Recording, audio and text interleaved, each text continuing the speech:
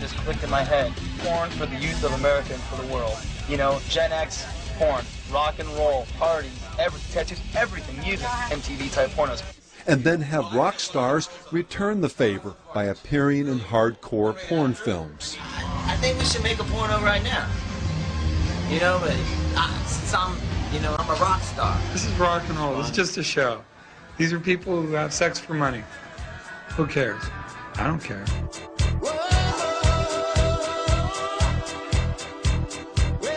Feature grotesque sexual imagery, a la Aleister Crowley's phallic signature, on album artwork,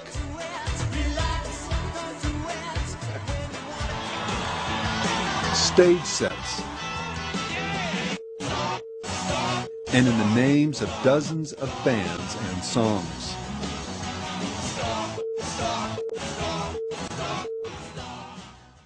As horrific as all this is, there's one other area that is perhaps even more indicative of the degree to which this cancer has spread.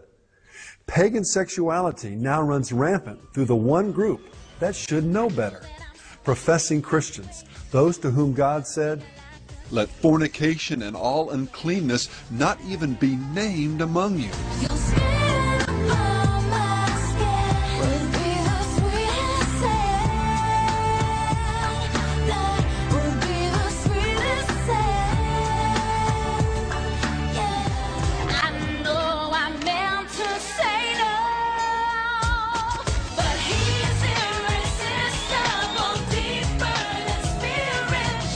Well, forget mere names and innuendo.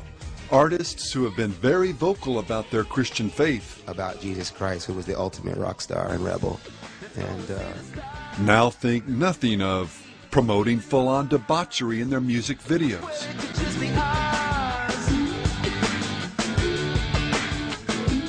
Taking sacred songs and changing the focus from God to some woman's body. Do you see what I see? Lord have mercy. Anyway, back to the countdown. Seducing millions of teens into idolatry. It's great when you see the oh my gods. Those are the people that are really cool. Oh my god!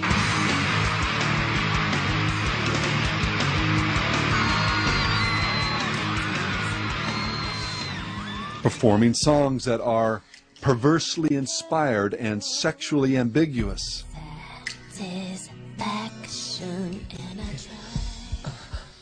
Simulating a 40-second long orgasm on their recordings. Singing or rapping lyrics that push the envelope of obscenity.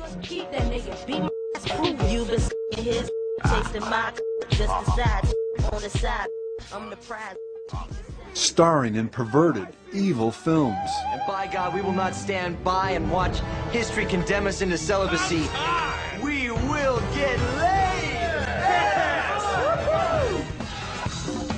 DJing for copulating ravers, and even producing a hardcore porn film. Winning the award for breakthrough performance is a lot like losing your virginity. Once you win, you can never do it again. You've already broken through. But that's a small price to pay for something that feels so good. And producing everything from sexually charged videos to a personal life replete with children out of wedlock, parties with nude women in a swimming pool, and an ever-growing arrest record. And then, to top it all off, have these artists thank God for making all of this possible. First and foremost, I want to thank God. Without him, none of this would be possible. And thank God. I want to thank the Lord. Grateful to God. To thank God. I'd like to thank God. Thank God. Thank God. Oh, thank you, Jesus. Culturally, this ever-growing avalanche of sexual perversity has torn down almost every barrier of honor and purity.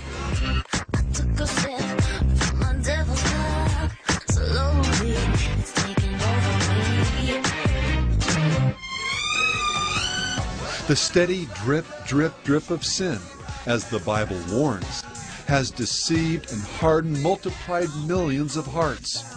And so, we begin to justify our sin. We can't help it. We're out of control. All men, all men.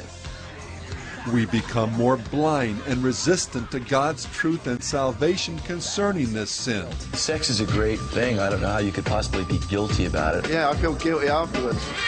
And I've screwed someone I don't know. Absolutely no regrets. And we become more susceptible to the next stage of sin. Bringing you another disturbing creation from the mind of one sick and who can't tell the difference and gets stupefied. I've been waiting my whole life for just one.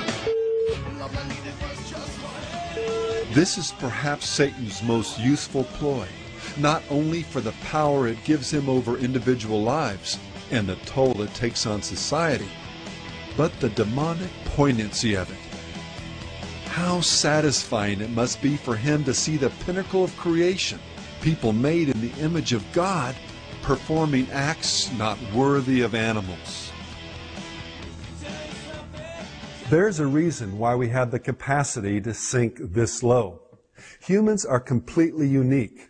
We're the only creatures who are infused with the breath of God, the spark of the divine. And even as we have the potential, through the work of God's grace, to ascend to the very pinnacle of creation, so there's a corresponding potential to sink to its very depths. Make no mistake about it. Our fallen natures, the corruptions of our present age, and the very real forces of darkness that operate in the spiritual realm together form a type of spiritual gravity that pulls us inexorably down. There's no force of human will or religious discipline that can ultimately break its power. But the gospel, the good news, is that God has done what we could not.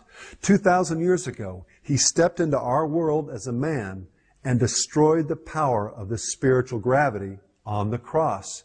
He then ascended and grants His offspring the power to do the same. Number 4, satanic sexuality gives no thought to modesty.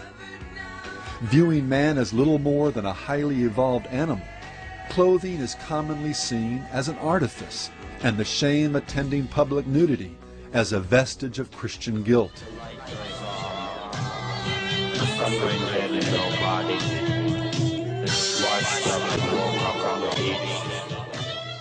Rituals are sometimes performed nude, or in the vernacular of the occult, sky-clad.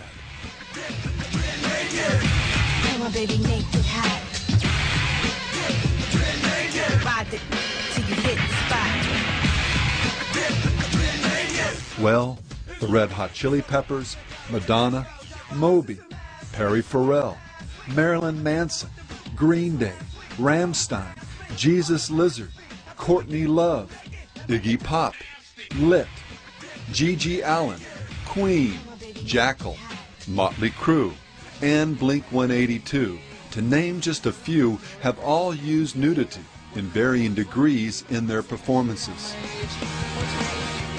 Pharrell and the Chili Peppers' Flea particularly have shown an incredible disregard for any standard of modesty, performing entire sets completely and unabashedly naked. Do you think I'll get arrested if I just play stark naked? Definitely not. There's a lot of naked people running around. We're all gonna get naked! Woo! And it's not just the performers. Nudity in the audience, particularly women baring their breasts, has become almost standard at many concerts. Observing the groundbreaking nudity amid the audience at Woodstock 1969, Grace Slick made an interesting observation that also illustrates some of its spiritual undertones.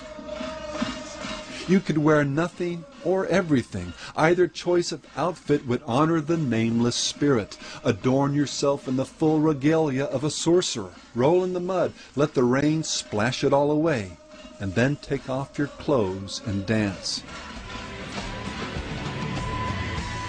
And not infrequently, nudity and the rebellion and nihilism that surround it spills over into the real world. Filter's Richard Patrick, for example, proudly described an incident that later served as inspiration for their song, Take a Picture. One time I got drunk, did a bunch of drugs, and I ended up on a plane. I blacked out, took off all my clothes,